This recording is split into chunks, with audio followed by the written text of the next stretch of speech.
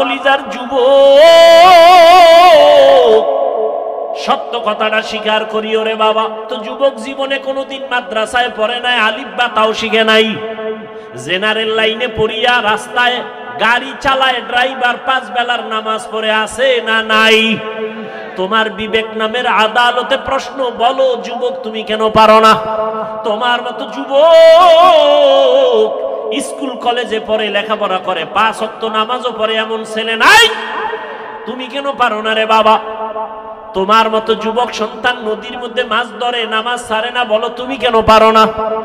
তোমার মতো যুবক জেনারেল লাইনে থাকিয়া র‍্যাব, আর্মি, পুলিশ, বিডিআর এর চাকরি করে, ওসি, ডিসি, এসপি, 5 ওয়াক্ত নামাজি আছে, বলো তোমার বিবেকের কাছে প্রশ্ন, তুমি কেন পারো না? না পারার পেছনে শুধু তুমি দায়ী না, তোমার মা বাবাও বড় দায়ী। এরে আব্বা জান ও আম্মা জান, আপনাদের কপাল কত ধন্য, আল্লাহ আপনাদের সন্তান দান করেছেন। কত মা বাবা কান্না করে তদবির নেয়, বিয়ে করছে 10-12 বছর হইছে, সন্তান হয় না, এরকম নাই? আর আল্লাহ আপনাদের সন্তান দান করেছেন। এই যে আমার কলিজার টুকরা 20 কোটি টাকার জায়গা মাদ্রাসার নামে নিয়েছে, অনেকে দেখেছেন। দোয়া চাই, দোয়া ছাড়া আর কিছুই নেই। আল্লাহ কুদরতের দ্বারা ব্যবস্থা করে দেন। অনেক অর্থের প্রয়োজন, ভরসা দুইটা, আল্লাহর রহমত আর আল্লাহর প্রিয় বান্দাদের কলিজা ভরা আমার প্রতি দ্বীনের নিসবতে মোহাব্বত। এই 2 পুঁজি নিয়ে চিন্তা করছি, আল্লাহ পাক দয়া করলে মানুষ যদি একটু দিল খুলে তাকায় তো ইনশাআল্লাহ 20 কোটি কিছুই না। আল্লাহ কুদরতি খাজানার থেকে ব্যবস্থা করে দিন। অনেকে বিকাশ নাম্বারে দিতেছে, আলহামদুলিল্লাহ, 5,000, 10,000, 20,000, 1 লাখ, সাধ্যমতো। প্রবাস থেকে অনেকে পাঠাচ্ছে, বিদেশ থেকে। এটাই আখিরাতের অ্যাকাউন্টে থাকবে, আপনারাও দিবেন আখিরাতের অ্যাকাউন্টে। যে কোনো জায়গায় পারেন, মাদ্রাসা, মসজিদ, দ্বীনের পথে কখনো হাতকে গুটায় রাখবেন না। দান করলে হায়াত বাড়ে, মুসিবত দূর হয়, রিজিক বাড়ে।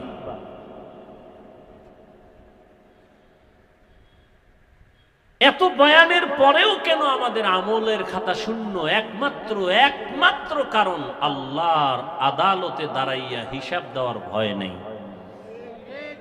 এই জন্য আল্লাহ বারবার বলেন, আমাকে ভয় করো, আমাকে ভয় করো, আমাকে ভয় করো। ইয়া আইয়ুহাল্লাযীনা আমানুত্তাকুল্লাহ, ও মুমিন আমি আল্লাহকে ভয় কর। ওয়াল তানজুর নাফসুম মা কদ্দামাত লিগাদ, সামনের জীবনের জন্য কি সম্বল সঞ্চয় করেছো হিসাব মিলাও।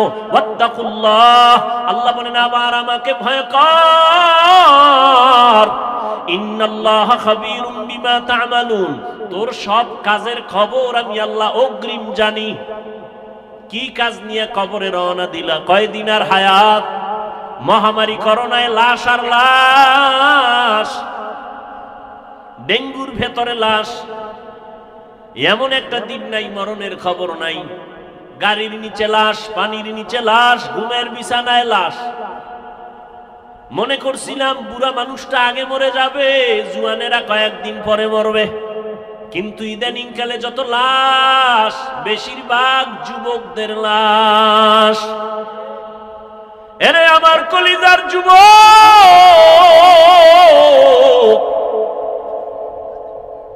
যৌবনটারে কোন কাজে ব্যয় করেছো? আল্লাহর আদালত থেকে পালাবার উপায় নাই। কয়দিন আর বাহাদুরি করবা? এমন জীবন গড়িয়া কবরে যাও যে দুনিয়ার সবাই তোমার মরণে কান্না করবে, দোয়া করবে। আকাম কইরা মোবাইল চালাইয়া চেহারাটারে নষ্ট করে ফেলেছো।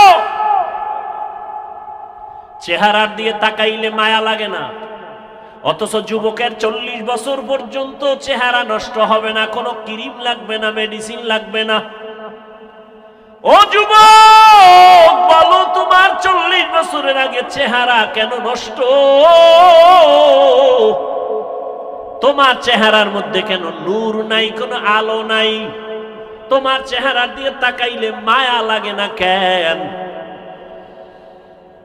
তোমার চেহারা যেমন কুৎসিত হয়ে গেছে, ঠিক এই মোবাইলের দিকে তাকায় থাকার কারণে চোখের পাওয়ার যাইতেছে, তোমার খবর নাই। কিডনি দুর্বল হচ্ছে, খবর নাই। হার্ট দুর্বল হচ্ছে, খবর নাই।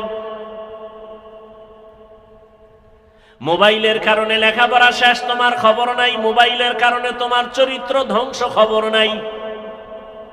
বিয়ে টিয়ে করিস না জীবনে, বউয়ের হক আদায় করতে পারবি না, সেখান থেকে আবার অভিশাপ আসতে থাকবে। রাগ করিস না, যেগুলো দরকারি এটি বলতেছি। রাগ করো কেন? অন্যায় করছো, অনুতপ্ত হও, তওবা করো।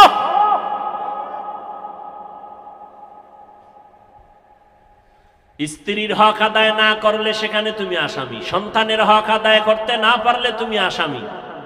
আমি তো সারা দেশে বলি, বহু বুজুর্গ, বহু আল্লাহওয়ালা, বহু পাগড়িওয়ালা, বহু জিকিরওয়ালারা কিয়ামতের দিন জিকির করিয়াও জাহান্নামে যাবে সন্তানের হক আদায় না করার কারণে। মাঝে মাঝে বলি, ওই তাবলীগওয়ালা, ওই পীরের মুরিদ, ও মক্কার হাজী, তোমার ইমানের পাওয়ার কত? কয় টের পাওয়া যাবে মাইয়া বলার বিবাহের সময়। হাজী সাহেবের ইমানের পার্সেন্ট কত? কয় টের পাওয়া যাবে মাইয়া বলার বিয়ার সময়। উপরে উপরে বলে কিচ্ছু চাই না, ভেতরে ভেতরে বলে এটা দিল না কেন? এটা কি মানবতা হলো? এটা দিল না কেন, সেটা দিল না কেন? গায়ে হলুদ ছাড়া বিয়া হয় না হাজী সাহেব। তুমি কিসের পীরের মুরিদ, কিসের তাবলীগওয়ালা? গায়ে হলুদ হারাম, তোমার ঘরে কেন চলে? ডেক সেট চলে, বিবাহের অনুষ্ঠানে গান চলে। কল্পনাই করা যায় না বিধর্মীদের যে আড্ডা, এর থেকে বেশি চলে মুসলমানের ঘরে। হাজী সাহেব ভিআইপি প্যাকেজের হাজী, হ্যাঁ গিয়াও লাইভ দেয়, লাইভ বয় হয়ে গেছে, লাইভ বয়। ফেরাউনের বাথরুমের সামনে গিয়া কয়, তোমরা জানোনি আমি এখন কোথায় আছি? তোমরা সবাই থাকো, আমি মক্কা নগরীর ফেরাউনের বাথরুমের সামনে আসছি হাজী হওয়ার জন্য। লাইভে থাকো, আমি ভিতরে গিয়েও লাইভ দেব। কেতনা বড় বেহায়া বেলাজা! রসুলের রওজায় গেলে মানুষ কান্না করে বেহুশ, কিন্তু কত নিমক হারামরা ওখানে গিয়া মোবাইলে লাইভ দেয়, কান্নাকাটি নিজেরটাও নাই, অন্যের কান্নাও বন্ধ করে দেয়। হজ করতে গেছে, আল্লাহ হেদায়াত দান করুন। আলহাজ না বললে মেজাজ গরম হয়ে যায়, কেমন আজি? রসুলের সহিহ হাদিস বলার সময় নাই। কিয়ামতের দিন নিরেট আলেম জাহান্নামের হ্যান্ডকাপ লাগাই দিবে আল্লাহ। নিরেট, ওনার আলেম হওয়াতে ভেজাল ছিল না। দুনিয়ার সব মানুষ বলবে ভালো আলেম, কিয়ামতে আল্লাহ বলবে রে জাহান্নামের হ্যান্ডকাপ লাগা, ধর। ফিলিস্তিনের জমিনে যুদ্ধ করে শহীদ, দুনিয়ার সব মানুষ বলে পিওর শহীদ। আল্লাহ কিয়ামতের ময়দানে বলবে শহীদ আয়, জাহান্নামের হ্যান্ডকাপ লাগায় জাহান্নামে নিয়ে যাও। কারণ শহীদ হইছে মানুষ তাকে বীর যোদ্ধা বলবে এই সুনামের জন্য। মাওলানা হইছে মানুষ তারে মাওলানা বলবে, আলেম বলবে এই সুনাম অর্জনের জন্য। দানবীর দান করছে তাকে সবাই শিল্পপতি বলবে এই সুনামের জন্য। এর ধর, এদের যদি হালাত হয় আপনার আমার উপায় কি? এই জন্যই তো সাহাবায়ে কেরাম মৃত্যু পর্যন্ত শুধু কান্নার আওয়াজ, শুধু কান্নার আওয়াজ, কান্নার আওয়াজ। ও তাবলীগওয়ালা ভাই, ও পীর সাহেবের মুরিদ, ও হাজী সাহেব, ভালো করে মনে রাখেন, কিয়ামতের ময়দানে সন্তানের হক আদায় না করার কারণে আপনি হাসরের ময়দানে জাহান্নামের হ্যান্ডকাপ আপনার হাতে লেগে যাবে। জান্নাতে তো সোজা না। ইয়া আইয়ুহাল্লাযীনা আমানু কু আনফুসাকুম ওয়া আহলিকুম নারা ওয়াকুদুহান নাস ওয়াল হিজারা আলাইহা মালাইকাতুন গিলাযুন শিদাদুল্লাহ ইয়াসুনাল্লাহ মা আমারাহুম ওয়া ইয়াফআলুনা মা ইউমারুন।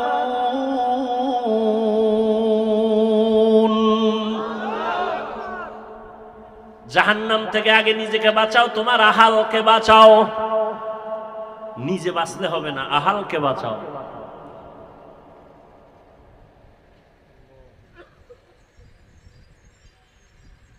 এরে আমার কলিজার যুবক,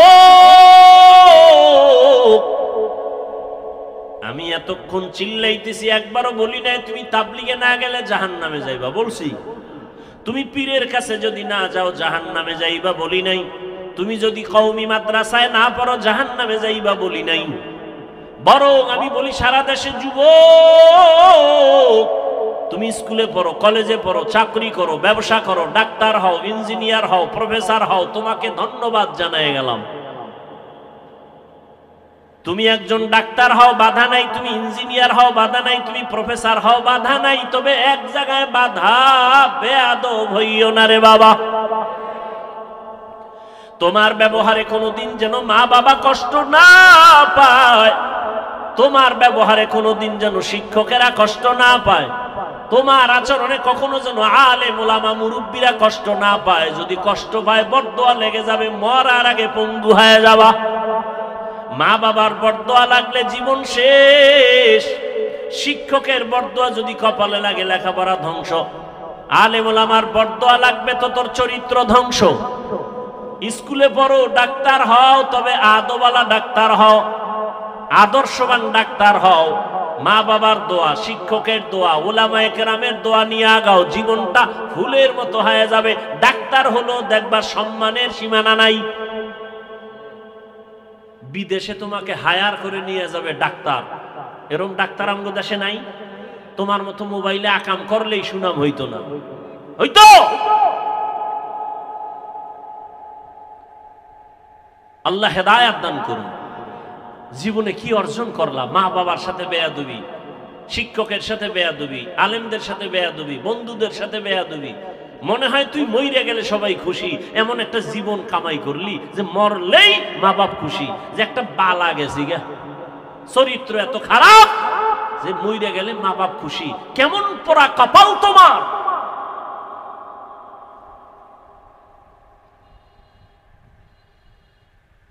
এরে পর্দার আড়ালের আম্মা জানেরা, বোনেরা, ভালো করে শুনেন। আপনাদের লাইনে কত মা, কত বোন এখনো আছে পর্দা করে, স্বামীর মাল হেফাজত করে, মোবাইলে সময় নষ্ট করে না, এমন মহিলা নাই? আম্মা জানেরা, আপনারা কেন পারেন না? ও আমার কলিজার যুবক, সত্য কথাটা স্বীকার করিও রে বাবা। তো যুবক জীবনে কোনোদিন মাদ্রাসায় পড়ে নাই, আলিফ বা তাও শিখে নাই। জেনারেল লাইনে পড়িয়া রাস্তায় গাড়ি চালায়, ড্রাইভার 5 বেলার নামাজ পড়ে আছে না নাই? তোমার বিবেক নামের আদালতে প্রশ্ন, বলো যুবক তুমি কেন পারো না? তোমার মতো যুবক স্কুল কলেজে পড়ে, লেখাপড়া করে, 5 ওয়াক্ত নামাজও পড়ে এমন ছেলে নাই। তুমি কেন পারো না রে বাবা? তোমার মতো যুবক সন্তান নদীর মধ্যে মাছ ধরে, নামাজ ছাড়ে না, বলো তুমি কেন পারো না? তোমার মতো যুবক জেনারেল লাইনে থাকিয়া র‍্যাব, আর্মি, পুলিশ, বিডিআর এর চাকরি করে, ওসি, ডিসি, এসপি, 5 ওয়াক্ত নামাজি আছে, বলো তোমার বিবেকের কাছে প্রশ্ন, তুমি কেন পারো না? না পারার পেছনে শুধু তুমি দায়ী না, তোমার মা বাবাও বড় দায়ী। এরে আব্বা জান ও আম্মা জান, আপনাদের কপাল কত ধন্য। আল্লাহ আপনাদের সন্তান দান করেছেন। কত মা বাবা কান্না করে, তদবির নেয়, বিয়া করছে 10-12 বছর হইছে, সন্তান হয় না, এরকম নাই? আর আল্লাহ আপনাদের সন্তান দান করেছেন। এই যে আমার কলিজার টুকরা মাহমুদ, মাসুম, 2টা ছাত্র, আমার ছাত্র, গর্ব। ওর বাবা আলেম, এই যারা চিনেন বলেন বাবা আলেম। গোবরে পদ্ম ফুল ফুটে, হ্যাঁ? আমার বাবা আলেম না, আমার বাবার কথা বলছি, আমার বাবাও তো আলেম না। আমার দাদা ছিল আমগো গ্রাম্য ভাষায় কয় বয়াতি। কি গাতি? বয়াতি। হ্যাঁ, না জ্বালাস না।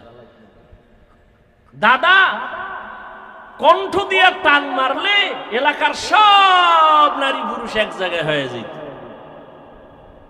যেই কণ্ঠ, আমার বাবার কণ্ঠ সুন্দর, চাচার কণ্ঠ, ছোটবেলা কবিতা পড়তো শুনতাম, দুপুরে খাইয়া শুয়েই কবিতায় টান মারতো। এই যে দাদার বাবার একটা টান। চরমনার জমিনে ঘুমন্ত সৈয়দ ইসহাক রহমাতুল্লাহ আলাইহির হাতে গড়া কলিজার টুকরা কেওড়া বুনিয়ার পীর আব্দুর রশিদ রহমাতুল্লাহ আলাইহি, তার নেক নজর লাগছে, সোয়া লাগছে তো দিনের আলো কলিজায় ঢুকে গেছে। আমার বাবা আলেম যদি হতে পারেন নাই, কিন্তু 3টা সন্তানকে আলেমের রাস্তায় নিয়ে আসছেন। এটা কি চরমনাই কেওড়াবন্যের অবদান না? তো তোমাকে অ্যালার্জি কেন? এই চরমনাইয়ের সোহবতে থাকার কারণে হাজারো সন্তান, বাবা দুনিয়াদার, সন্তান দিনের পথে আসছে। মিথ্যা কেন বিরোধিতা করো? নিমক হারাম, বিরোধিতা কেন করো?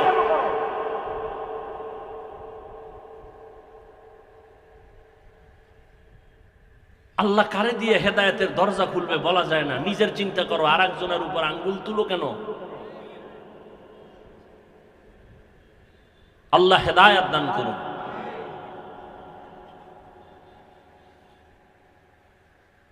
এরে নবীর উম্মত, তোরে পর্দার আড়ালের আম্মা জান, আপনার জীবনটা কতই যে ধন্য। আপনারা নবীদের মায়ের মতো দামি মা, জমিনে কোনো মা নবী না, তবে সব নবীদের মা আপনাদের মতোই মা। এরে আম্মা জান, এই মোনাজাত দিয়েলাম, কি ইশারা দিয়ে কয়, কি কয়? উঠার দরকারটা কি? চাপ বেশি? ভাইরা আমার, আল্লাহ হেদায়েত দান করুন।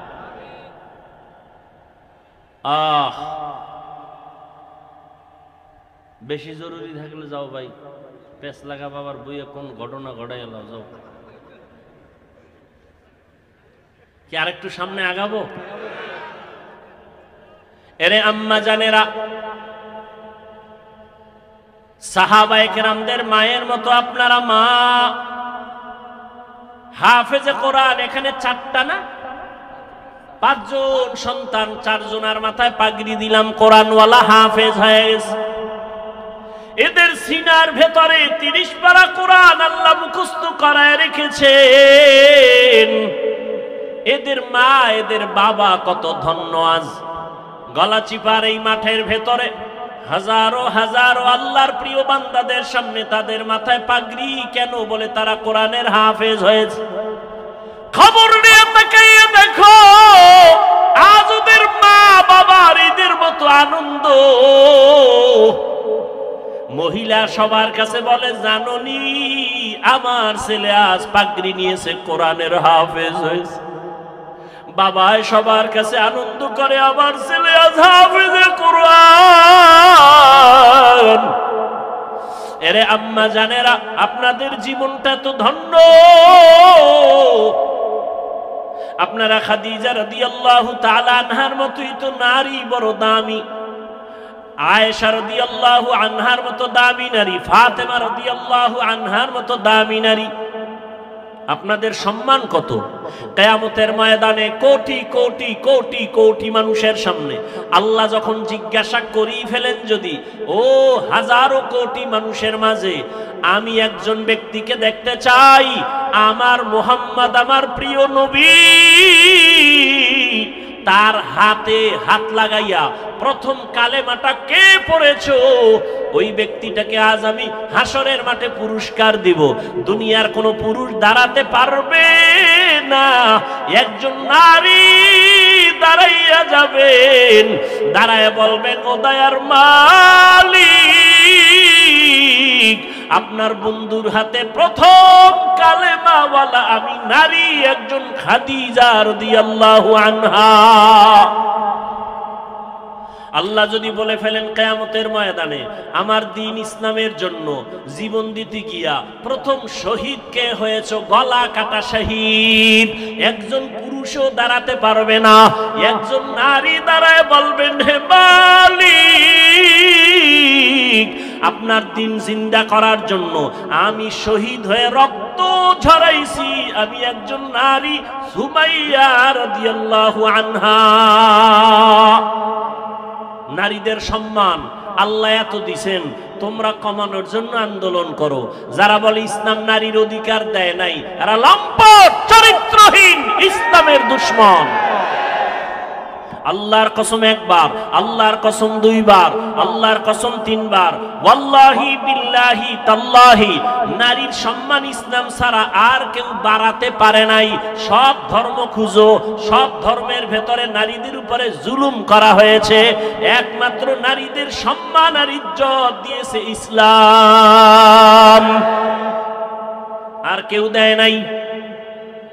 এরে আম্মা জানেরা, এত ধন্য মা আপনারা। এই দুনিয়া একজন বড় আল্লাহর দুশমন ফেরাউনের নাম জানেননি? ফেরাউনের স্ত্রীর নাম কি? এত বড় বেঈমান ফিরআউন, তার ঘরে থাইকা আসিয়া আল্লাহর এত পেয়ারা হয়ে গেলেন। রহমতের নবী বলেন কিয়ামতের দিন আমি মুহাম্মদের সাথে আসিয়ার সাথে বিবাহ হবে। সুবহানাল্লাহ। কেমন ধন্য নারী, এত বড় বেঈমান ফেরাউনের ঘরে থেকে আসিয়া আল্লাহর এত পেয়ারা হয়ে গেলেন। নবী বলেন কিয়ামতের দিন আসিয়ার সাথে আমি মুহাম্মদের বিবাহ হবে। এরে আম্মা জান, আপনার স্বামী তো ফেরাউনের মতো খারাপ না। আপনার স্বামীকে পারলেন নাকি বুঝাইয়া নামাজি বানাবেন? আপনার স্বামীটারে যদি বুঝাইতেন, ও স্বামী আমার, বাবা মায়ের কষ্টের জীবন সারিয়া আজ তোমার ঘরে আসি, না খাইয়া থাকলেও আসি, খাইয়া থাকলেও আসি, তবে তোমার কাছে আমার জীবনের দাবি, তুমি কামাই রুজি যা করো, একটা জীবনের দাবি হে স্বামী, হারাম কামাই করে ঘরের মধ্যে আনবা না, হারাম খাইয়া নিজের রক্ত নাপাক করব না, হারাম খাইয়া সন্তানের রক্ত নাপাক করব না। মা যদি সব স্বামীদের বুঝাইতেন, কোন স্বামী হারাম টাকায় ব্যবসা করত না। আল্লাহর ভয়, তাকওয়া আল্লাহর মহা একটা সম্পদ, যার অন্তরে ঢুকবে সে বিনা হিসাবে জান্নাতি। কার ভয়? আল্লাহর ভয়।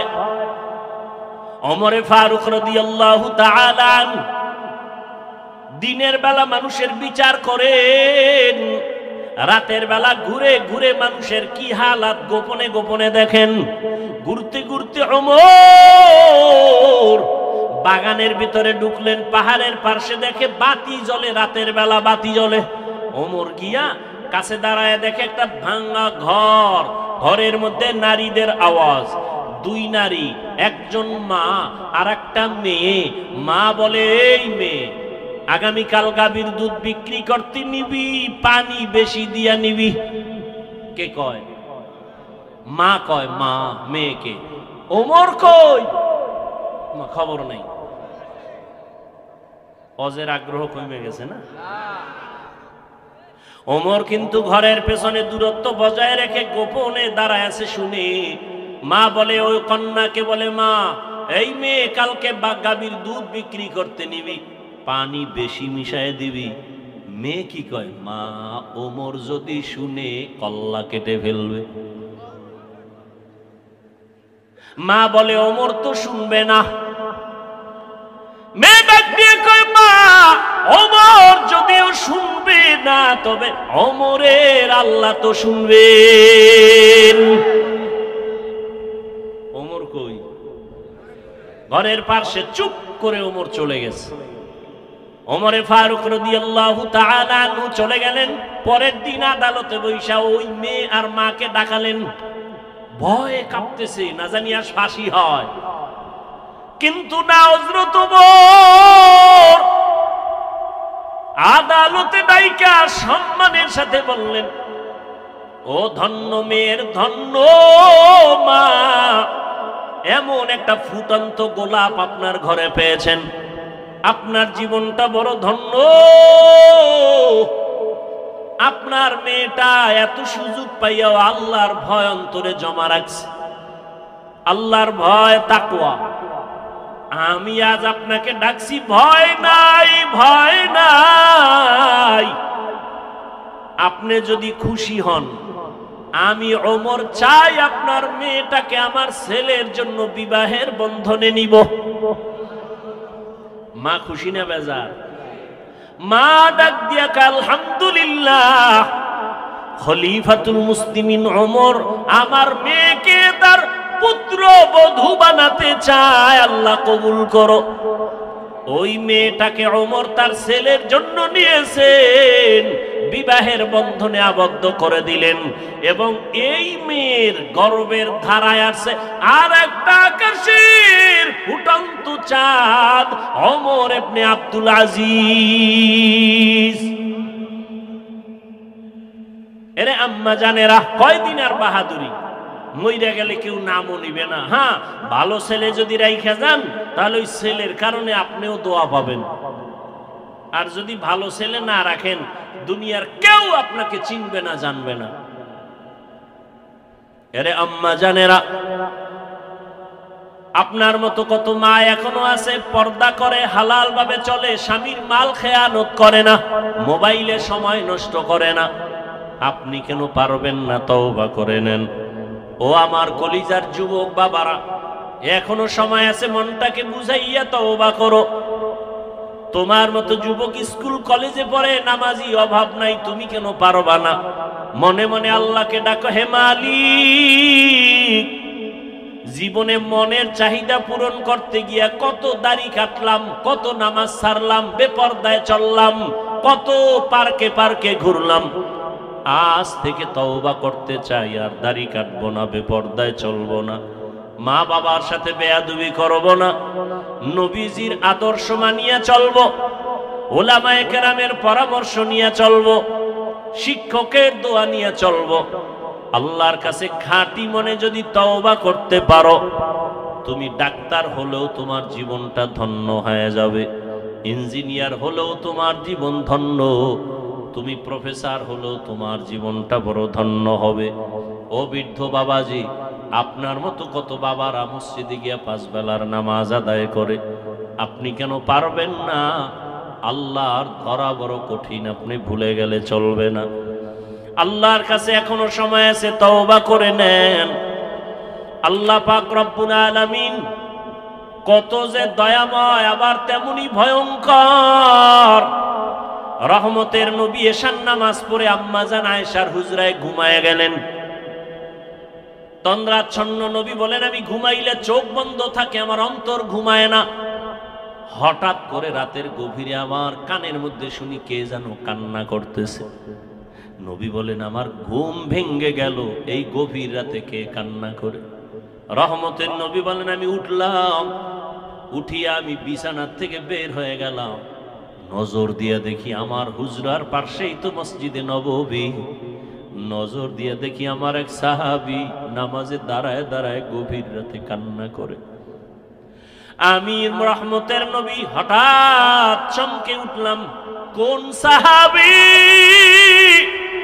এই গভীর রজনীতে কাঁদে? ভালো করে নজর করে দেখি, আল্লাহর পেয়ারা সাহাবী আমার আবু বকর গভীর রজনীতে নামাজে দাঁড়ায় কান্না করে। আমি বাহিরে অপেক্ষমান, আবু বকর হাউ মাউ করে কান্না করে নামাজ শেষ করে বের হয়। আমাকে দেখে আবু বকর আতঙ্কিত হয়ে গেল। আমি প্রশ্ন করলাম, হে আবু বকর, আপনি গভীর রাতে নামাজে দাঁড়ায় কান্না করলেন কেন? আবু বকর চোখের পানি ছেড়ে বলেন, ইয়া রাসূলুল্লাহ, আল্লাহর আযাবের ভয় আমি নামাজে দাঁড়ায় কান্না করেছি, একটা আয়াত পড়ে পড়ে কাঁদছি। ইন্নাল্লাহা আশতারা মিনাল মুমিনিনা আনফুসাহুম ওয়া আমওয়ালাহুম বিআন্না আন্না লাহুমুল জান্নাহ। আল্লাহ পাক বলেছেন মুমিনের জান মাল আমি আল্লাহ কিনে নিয়েছি, বিনিময়ে মুমিনকে জান্নাত দিয়েছি। নবী বলেন আবু বকর এটা খুশির খবর, এখানে কান্নার কি পাইলেন? আবু বকর বলেন ইয়া রাসূলুল্লাহ আপনি জানেন আমি ব্যবসা করি, কাপড়ের দোকান দেই। আজকে সকালবেলা একজন মহিলা আমার দোকানে এসে বহুদিন আগের কেনা কাপড়টা ফিরাইয়া টাকা নিয়ে গেল। আমি প্রশ্ন করছিলাম মা কেন কাপড় ফিরায় টাকা নেন? মহিলা একটা জবাব দিয়েছে, তোমার দোকানের কাপড় আমার পছন্দ হয় না, এজন্য ফিরাইয়া দিলাম। আমি আল্লাহর এই আয়াত পড়ে কান্না করেছি। আল্লাহ যে বলেছেন মুমিনের জানমাল আমি নিলাম, মুমিনকে জান্নাত দিয়ে দিলাম, এখান থেকে আমার ভয়। আপনি নবী কিয়ামতের হালাতের বয়ান করেছেন, কত ভয়ঙ্কর হবে কিয়ামতের মাঠ।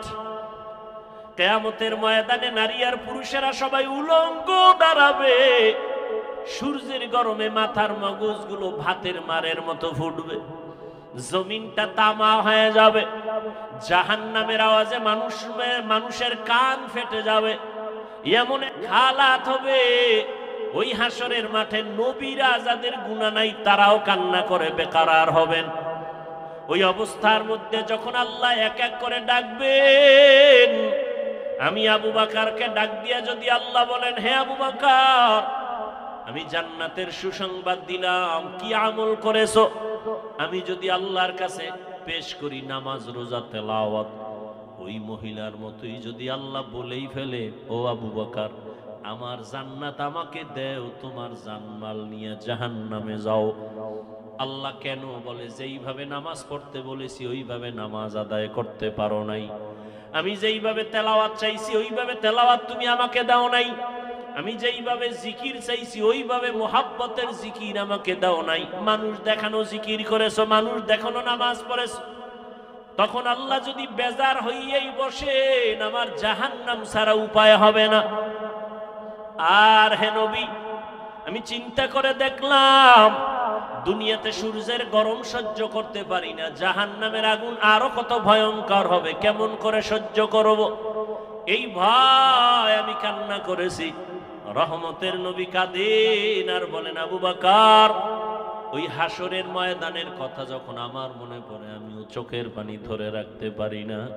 কিয়ামতের ময়দানে কেমন ভয়ঙ্কর অবস্থা হবে যে নবীরা কান্না শুরু করবেন, আমার উম্মতের কি হালাত হবে।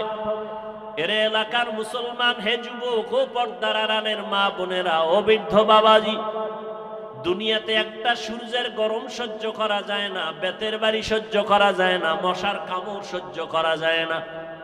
গুনাহ নিয়ে কবরে গেলে জাহান্নামের আগুনের গরম, হাসরের ময়দানে আরো কত ভয়ঙ্কর আযাব।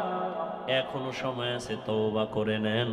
মনে মনে আল্লাহকে বলেন হে আল্লাহ দুনিয়ার রং তামাশায় সময় তো কম কাটাইলাম না, মন মতো ঘুরলাম ফিরলাম, আর কয়দিন বাঁচবো জানা নাই, এখন থেকে তওবার নিয়ত করে ফেললাম, আর জীবনে বেপরদায় চলবো না, নামাজ ছাড়বো না, দাড়ি কাটবো না, মা বাবার দোয়া নিয়ে চলবো, শিক্ষকের দোয়া নিয়ে, উলামায়ে কেরামের দোয়া পরামর্শ নিয়ে নবীর আদর্শ মতো চলবো।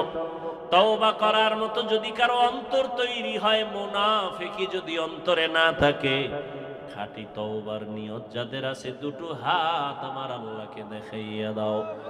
আয় আল্লাহ আমাদের হাতগুলো কবুল করে নেন, আমাদের তওবা কবুল করে নেন।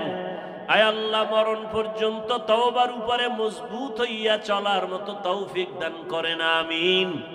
আলহামদুলিল্লাহি রাব্বিল আলামিন ওয়াসসালাতু ওয়াসসালামু আলা সাইয়্যিদিল আমবিয়া ওয়াল মুরসালিন ওয়া আলা আলিহি ওয়া আসহাবিহি আজমাইন।